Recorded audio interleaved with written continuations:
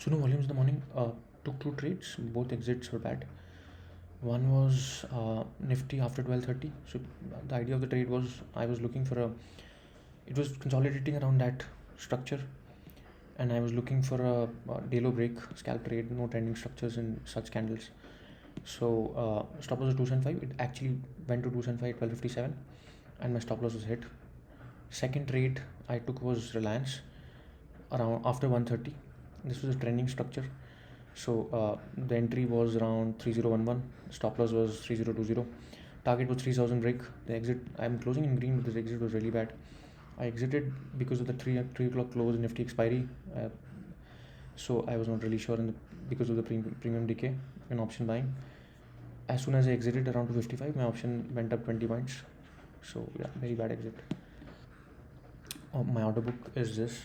So 12:30 I bought Nifty puts at around 139, exited this at 126 when at 12:57 when it hit my stop loss 275, which was basically the high of that point, and after that Nifty actually fell, closed above 10 points above my buy price. Next was Reliance.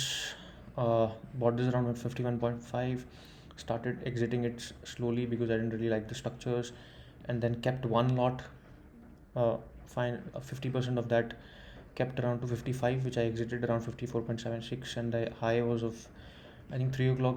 This gave a high of 75, so very bad exit. Thank you.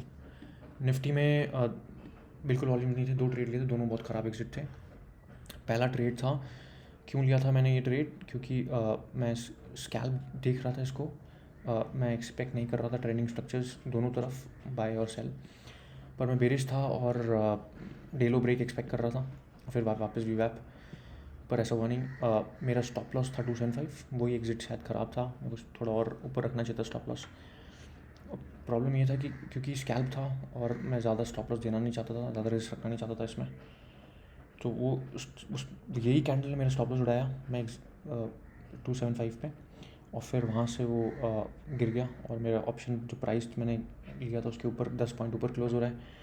Second trade था रिलायंस, जो कि green है, लेकिन मैंने trade ये लिया था क्योंकि ये ट्रेंडिंग स्ट्रक्चर था, तो मैं वेट कर रहा था 1 o'clock के आसपास थोड़ा सा कंसोलिडेशन देने का, और 130 के आसपास मैंने इसको लिया था 3011 पे. 3020 स्टॉप लॉस था, 3000 ब्रेक टारगेट था.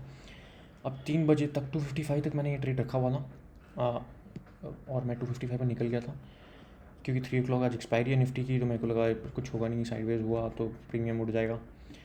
और वहाँ से जहाँ मैं निकला 255 पे, 258 पे इसने मेरा टारगेट आया, और वहाँ से ऑलमोस्ट 20 पॉइंट्स अप गया मेरा ऑप्शन. ये मेरा ऑर्डर बुक है. बेसिकली 139 था एवरेज प्राइस 12:30 पे जो मैंने लिया था. 12:57 पे जो 275 स्टॉप लॉस उड़ा, उसके बाद ये क्लोज हुआ है 149 पे, 10 पॉइंट्स ऊपर मेरे एवरेज प्राइस के.